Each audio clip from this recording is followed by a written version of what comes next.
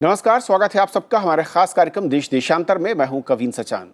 देश देशांतर में आज हम बात करेंगे सुप्रीम कोर्ट के एक अहम फैसले की। ये फैसला 2018 में दिया गया था, लेकिन इसे लागू नहीं किया गया या कितना किया गया, इसे लेकर सुप्रीम कोर्ट ने सभी राज्य सरकारों को रिमाइंडर भेजा है, जिसमें कहा गया है कि राज्य सरकार ये बताएं कि 2018 में सुप्रीम कोर्ट ने एक आदेश पारित किया जिसमें कहा था कि सभी थानों में सीसीटीवी कैमरे लगाए जाएं। उसमें क्या प्रगति हुई है, तो आप समझेंगे कि असल में 2018 के इस फैसले के पीछे की कहानी क्या है, पुलिस थानों में सीसीटीवी कैमरे की जरूरत क्यों है और इसे लागू करने में कठिनाइयां क्या हैं, और सीसीटीवी कैमरे लगाने के बाद क्या पुलिसिंग में बदलाव आएगा, क्या सहूलियत होगी और क्या पेचीदगियां भी होंगी।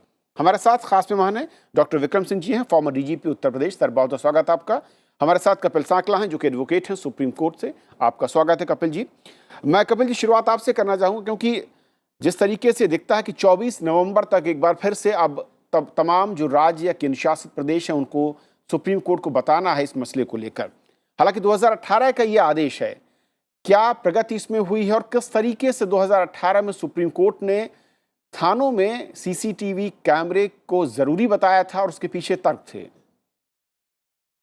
देखिए कविन जी, ये जो जजमेंट जो ऑर्डर आया है ऑनरेबल सुप्रीम कोर्ट का, ये काफी पहले भी काफी सारी ऐसी जजमेंट्स आई थी, काफी सारे ऐसे ऑर्डर्स आए थे जिसमें भी ऐसे ऑनरेबल सुप्रीम कोर्ट ने कहा था कि ह्यूमन राइट वायलेशन कि जैसे कि जब किसी को पकड़ लिया जाता है और वो बोलता है कि जी मेरे खिलाफ अगर एफआईआर भी नहीं है, मुझे जबरदस्ती या गलत तरीके से पकड़ लिया गया है, तो आप हीबस कॉर्पस करके एक रिट होती है वो लगाते हैं हाई कोर्ट में, जिसमें बोलते हैं कि जी मुझे गलत तरीके से पकड़ा गया, मुझे बचाया जाए, मुझे आपके सामने लेकर आया जाए।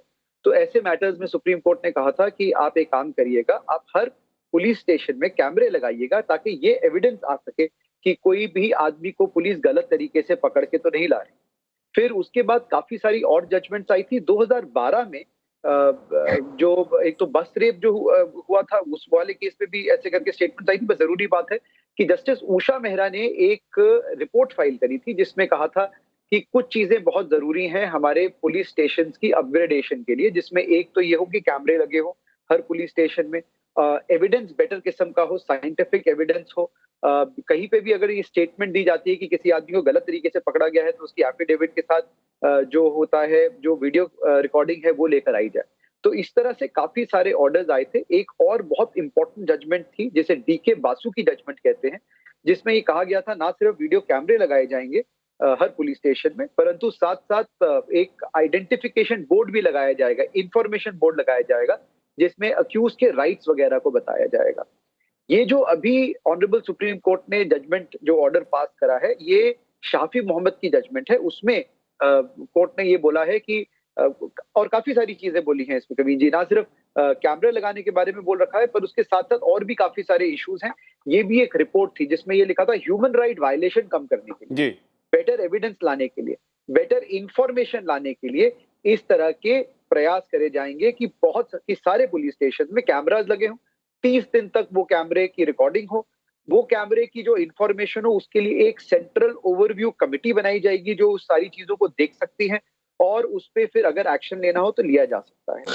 ये जो रिपोर्ट है कवीन जी, ये इस रिपोर्ट में और भी काफी सारी चीजें थी जो अभी ऑनरेबल सुप्रीम कोर्ट ने नहीं कही हैं, पर उसमें जैसे बॉडी कैमरा, अगर आप देखोगे फॉरेन कंट्रीज में, अमेरिका में, यूके में, जब भी कोई पुलिस वाला अपनी गाड़ी से भी निकलता है तो उसकी गाड़ी के डैशबोर्ड में कैमरा लगा होता है और उसकी बॉडी पे एक कैमरा लगा होता है ताकि कोई भी चीज जो हो रही है वो रिकॉर्डेड हो। बाद में अक्यूज भी ये नहीं बोल सकता कि जी मुझे झूठा फंसाया गया या मुझे मेरे राइट्स नहीं पकड़ाए गए या मुझे मारा पीटा गया, क्योंकि बॉडी कैमरा में सब कुछ रिकॉर्डेड। तो ये दोनों तरफ की सेफगार्ड्स को लेकर आता है।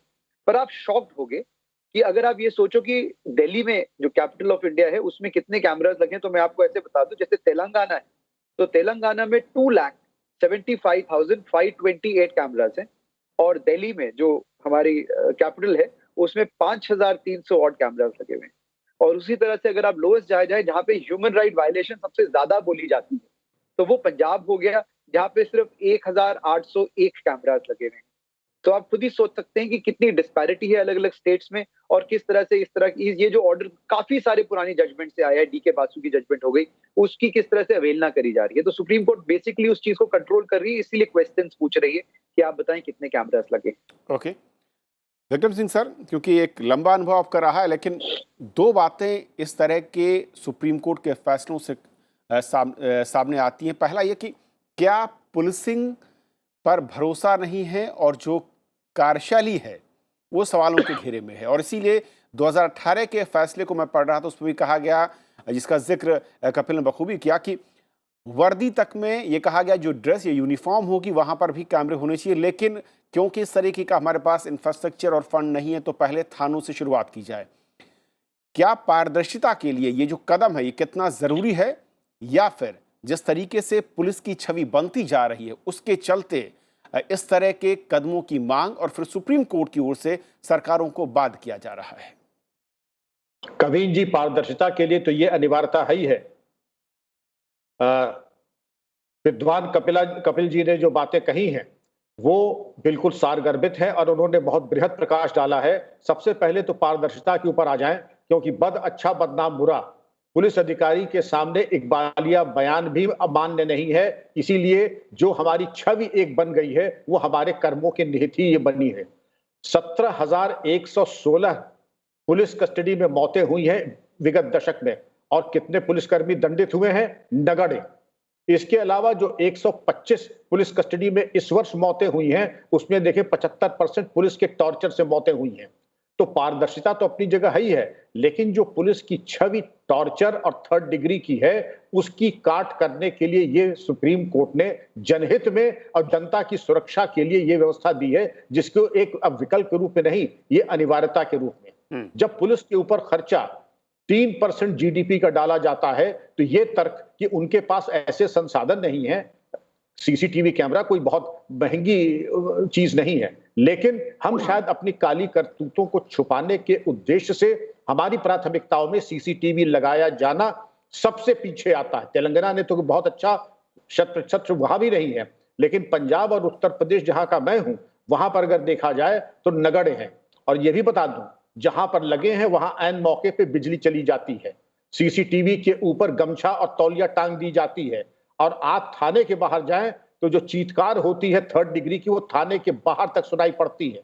ये चीजें ऐसी भयावह स्थिति है, और सुप्रीम कोर्ट के सीधे हस्तक्षेप में डीके बसु केस में इतनी बृहद व्यवस्था सुप्रीम कोर्ट ने दी है कि गिरफ्तारी से लेकर के उसके आखिरी परिणति तक लिखित मेमो कैसे बनेगा, क्या कार्रवाई की जाएगी। लेकिन हमारे यहाँ वो जो पुराने 150 साल से परंपरा है कि एक आदमी जेब कटी में भी या 188 में भी अगर आता है थाने तो एक जुमला है पुलिस में, जमानत लेने से कासिर है।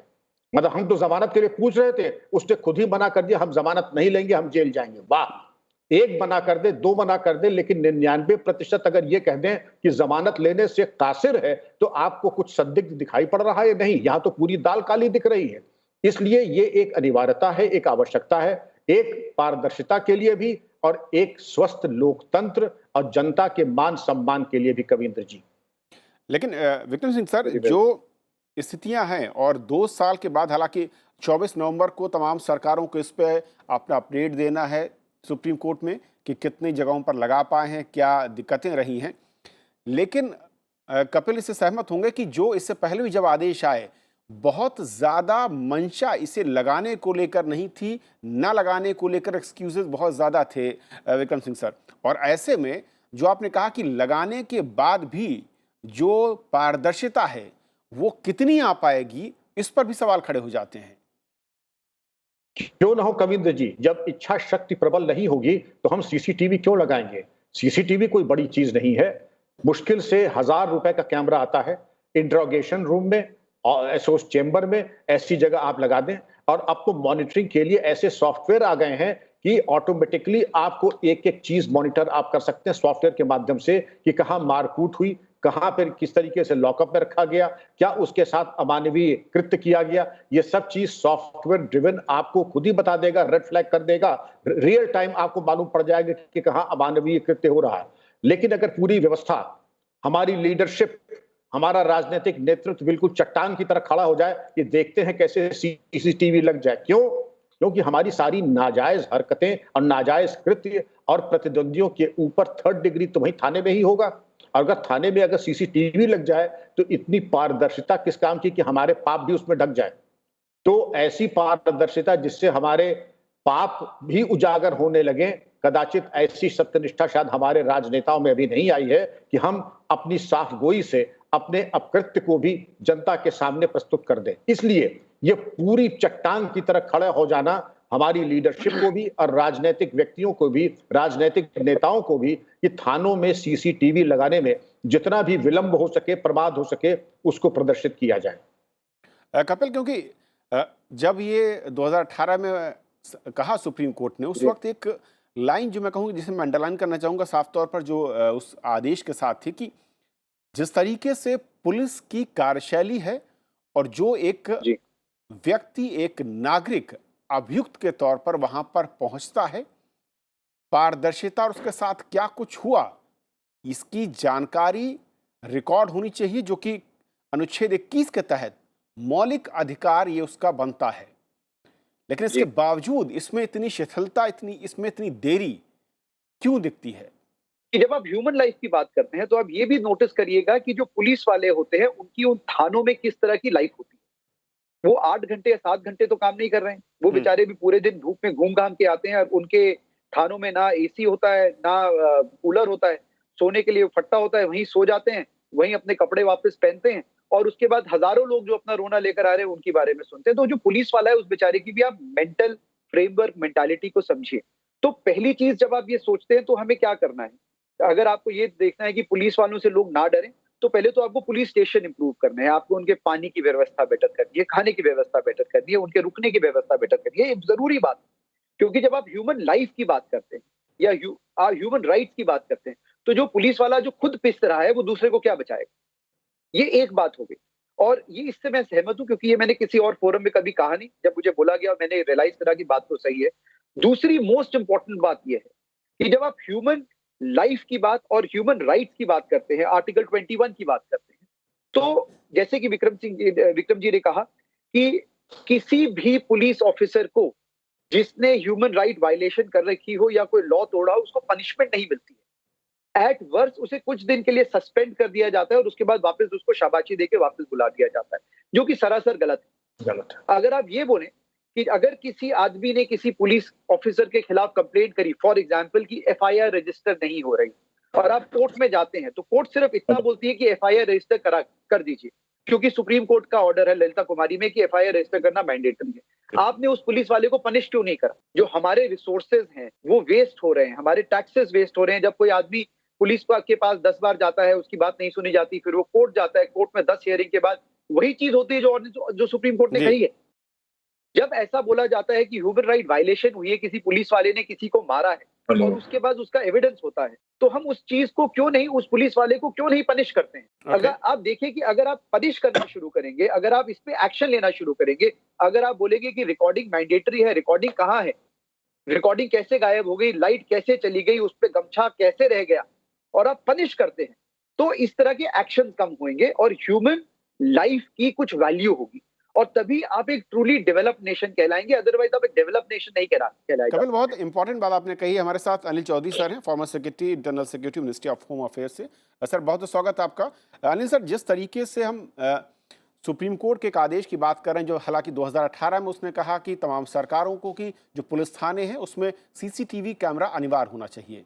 2020 में भी उसे रिमाइंडर भेजना पड़ रहा है सुप्रीम कोर्ट को, और 24 नवंबर तक अब सरकारों को इसमें अपडेट जो है वो देना है सुप्रीम कोर्ट में। क्यों असल में जो ट्रांसपेरेंसी से पुलिस सिस्टम में खास तौर पर इसकी ज़रूरत आपकी नज़र से बहुत इंपॉर्टेंट है, और दूसरा ये कि इससे लागू करने को लेकर इतनी देरी क्यों नज़र आती है? क्या संसाधन नहीं है, पुलिसकर्मी कम है, या कुछ और?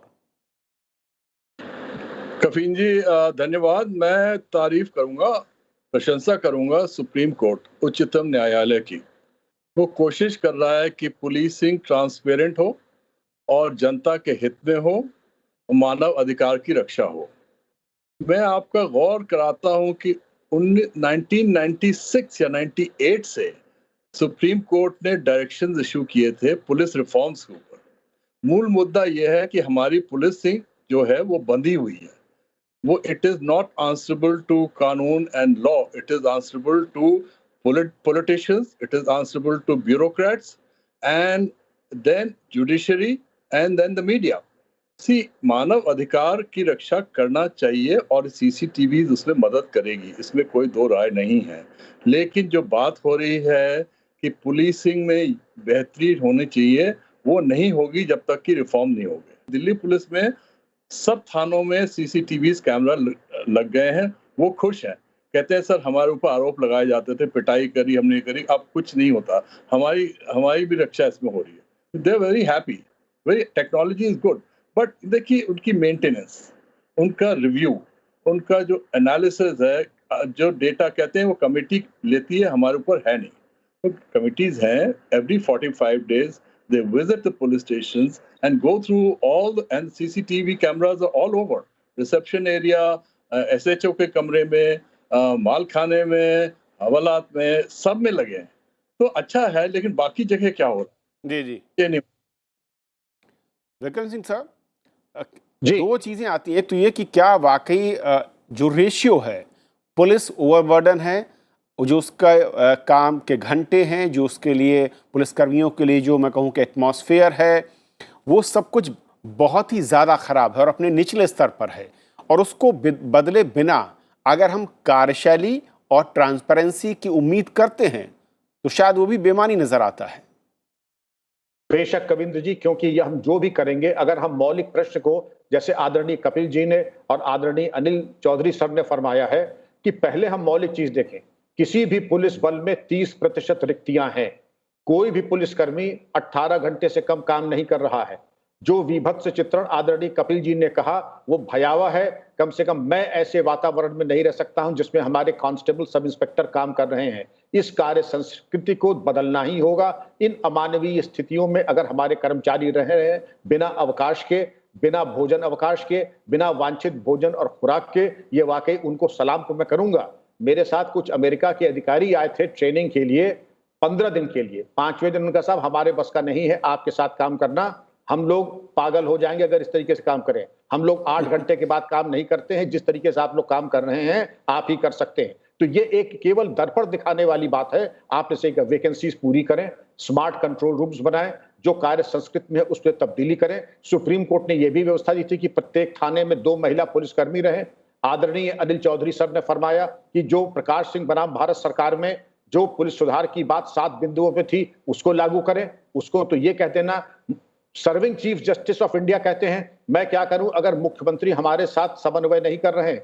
माननीय मुख्य न्यायाधीश हैं, वो अगर चाहें तो अपने संसाधन और अपनी शक्तियों का प्रयोग करते हुए इसको पूरी तरीके से लागू करा सकते हैं। लेकिन सीसीटीवी तो एक सिर्फ दर्पण है, एक दृष्टांत है। जब हम वही नहीं लागू कर पा रहे हैं तो पुलिस सुधार हम क्या लागू कर पाएंगे। जब सीसीटीवी कैमरे की बात आई थी उसमें दोनों पक्ष हैं। एक तरफ ये भी है कि पुलिस की जाति वो रुकेगी, पारदर्शिता आएगी, और दूसरा ये कि किस तरीके से कई सारे ऐसे केसेस हमारे सामने हैं जब पुलिस कर्मियों पर या वहां पर आईओ पर या फिर जो एसएचओ है या फिर जो कमांडिंग ऑफिसर वहां पर, उनके खिलाफ झूठे आरोप लगाकर उन्हें फंसाने की कोशिश की गई। कई साल तक लोग बेचारे अदालतों के चक्कर लगाते रहे। तो दोनों पक्ष के लिए विन विन सिचुएशन हो सकती है अगर इसे हम इंप्लीमेंट कर पाएं। बिल्कुल सही बात कही आपने कविंद्र जी। जैसा कि कपिल जी ने फरमाया था कि ये दोनों के लिए एक बचाव है, जनता के लिए भी और पुलिस के लिए भी। लेकिन बॉटम लाइन ये है कि क्या आप सत्यनिष्ठा के साथ कानून के विधि सम्मत तरीके से काम करेंगे या जनता का शोषण, उत्पीड़न या उनको मार कूट करके अपने धन वसूली करेंगे। अगर उद्देश्य साफ सुथरा काम करने का, विधि सम्मत काम करने का है तो सीसीटीवी एक वरदान है, और अगर अपनी प्राइवेट प्रैक्टिस चलानी है तो सीसीटीवी एक अभिशाप है। ये चयन करना होगा। पुलिस लीडरशिप की मैं उम्मीद करता हूं कि परिपक्व मार्गदर्शन करें अपने अधीनस्थ कर्मचारियों का कि ये उनके बचाव के लिए है। जो अनर्गल आरोप लगते हैं, विशेषकर हमारे प्रदेश में, बिहार और मध्य प्रदेश में, जहां पर ये आम हो गया है कि फर्जी आरोप लगा देना फोर्स का मनोबल गिराने के लिए थाना अध्यक्ष के ऊपर, कर्मचारियों के ऊपर, कम से कम इससे उनका बचाव जरूर हो जाएगा। इसलिए ये एक वरदान साबित हो सकता है। कपिल, क्योंकि 2 साल के बाद, हालांकि नवंबर में हम देख पाएंगे क्या अपडेट है, कितना आगे बढ़ पाए हैं राज्य, लेकिन जो आंकड़े हैं और जो तस्वीर इस वक्त देख रही है अलग अलग राज्यों से, ऐसा लगता नहीं है कि बहुत अधिक अच्छी रिपोर्ट हम देख पाएंगे नवंबर में जो राज्य सबमिट करेंगे सुप्रीम कोर्ट में। ये आप एकदम सही कह रहे हैं। मैं इसमें 2 चीजें बोलना चाहूंगा।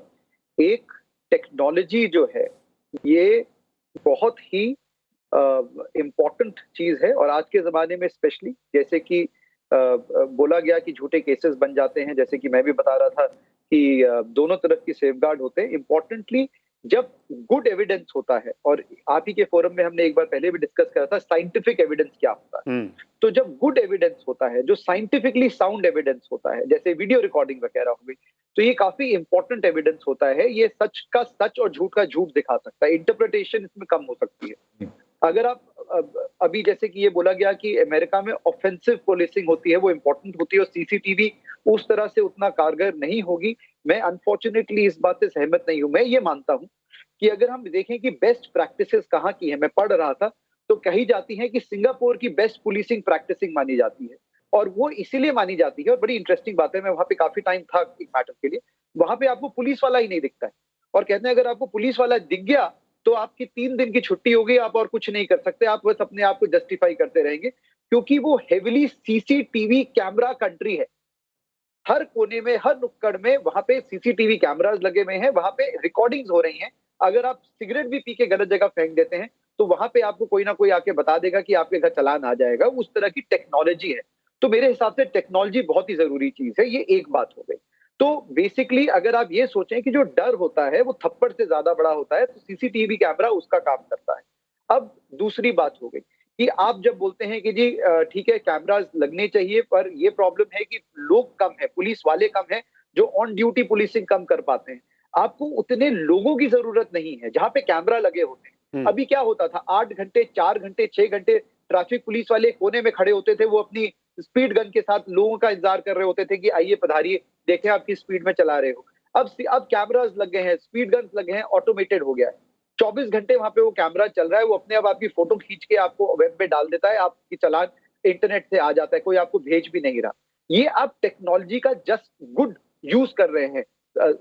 तो और इसी तरह से अगर आप सोचें, आप पुलिस फोर्सिंग के बारे में सोचें, आप ये सोचें कि इन्वेस्टिगेशन, इंक्वायरी और हर जो इंपॉर्टेंट स्टेप होता है पुलिस वाले के सामने, उन सारी चीजों को अगर आप टेक्नोलॉजी से साउंड कर दीजिए तो कितना फायदा होगा। पहले ये होता था कि आपको एफआईआर हो गई, अगर आपने एफआईआर लिखा दी, उसके बाद एफआईआर की कॉपी लेने के लिए आप 15 चक्कर मारते थे और शायद 15 लोगों को पैसे देते थे कि आपको एफआईआर की कॉपी मिल जाए। अब क्या होता है, आप नेट में जाते हो, नंबर डालते हो, वो आपका जो एफआईआर की कॉपी है वो आपको नेट पे मिल जाती है। ये टेक्नोलॉजी का एक गुड यूज हुआ।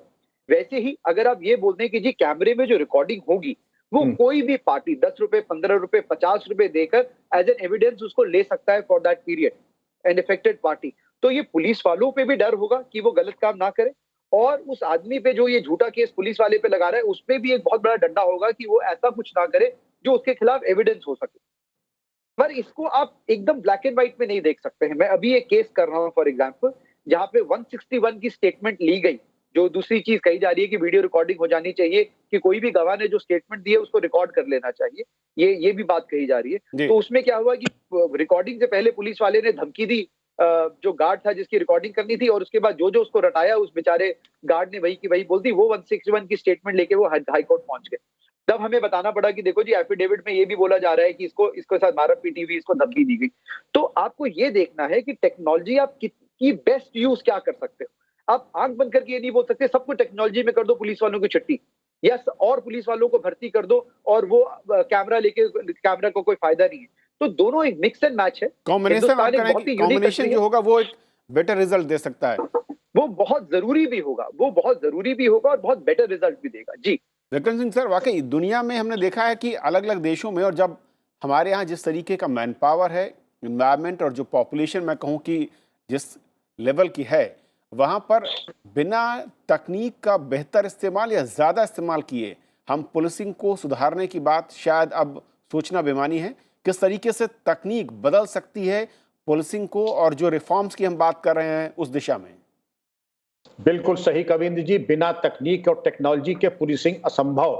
आज तो हम सीसीटीवी की बात कर रहे हैं, मैं तो और आगे जाऊंगा। Robotics, artificial intelligence, big data analytics, face recognition software, ये तमाम वो चीजें हैं। और इसके अलावा सॉफ्टवेयर एनालिसिस, जो कि दिल्ली दंगों में दिल्ली पुलिस ने इस्तेमाल किया था। मैं इन सब का पुरजोर समर्थक हूं, क्योंकि बिना टेक्नोलॉजी एक फोर्स मल्टीप्लायर है, और उसमें आपके ऊपर जो अनर्गल आरोप लगते हैं पुलिस के ऊपर, वो समाप्त हो जाएंगे। विवेचना में गुणवत्ता आएगी। और जैसे हमारे विद्वान पैनलिस्ट ने कहा था कि साइंटिफिक एड्स टू इन्वेस्टिगेशन, उसको जब आप लगाते हैं तो एक आयाम इन्वेस्टिगेशन में, पुलिसिंग में आता है। और जब तक हम इन ऊंचाइयों तक नहीं पहुंचेंगे तो हम सफल पुलिसिंग नहीं दे पाएंगे देश को, समाज को। अनिल सर, टेक्नोलॉजी के इस्तेमाल किस तरीके से देखते हैं आप, और कितनी जरूरत भारत जैसे देश में? तो पुलिस वाला एविडेंस कहाँ से लाएगा? उसके पास ना टेक्नोलॉजी है, ना स्किल्स हैं, और कितने छूटते हैं। कन्विक्शन रेट देखिए आप, हमारे यहाँ टेक्नोलॉजी बहुत पिछड़े हुए हैं और देश आगे। और सिंगापुर से comparison is very unfair. City state है, मैं भी गया हूँ सिंगापुर, हांगकांग भी गया हूँ, वहाँ हर जगह सीसीटीवी कैमरा होते हैं। Second largest country in the world, and look at the area and the diversity of India, and you compare it with Singapore, which is a totalitarian state. In any case, it's a police state. Let's face it. So we want to be a police state, or we want to be a democracy. You want to have a policing by consent, or you want to have a policing by, by the rod. जो हमारे panelist ने कहा कि supreme court ने आखिर जो ये कदम उठाने के लिए कहा था, इसके पीछे की मंशा क्या है, उसकी जरूरत क्या है, और इसके लागू होने के बाद बदलेगा क्या। लेकिन क्या इस पर डेवलपमेंट है, कितने कैमरेज लग पाए हैं थानों में, इसकी रिपोर्ट नवंबर में सभी सरकारों को सबमिट करनी है। और तब देखना अहम होगा कि किस तरीके से 2 साल पहले दिए गए उस फैसले को हमारे तमाम राज्य सरकारों ने लागू किया है, अमल में लाए हैं। आप तीनों मेहमानों का हमारे साथ इस चर्चा में शामिल होने के लिए बहुत बहुत शुक्रिया। तो आज फिलहाल इतना ही। नमस्कार।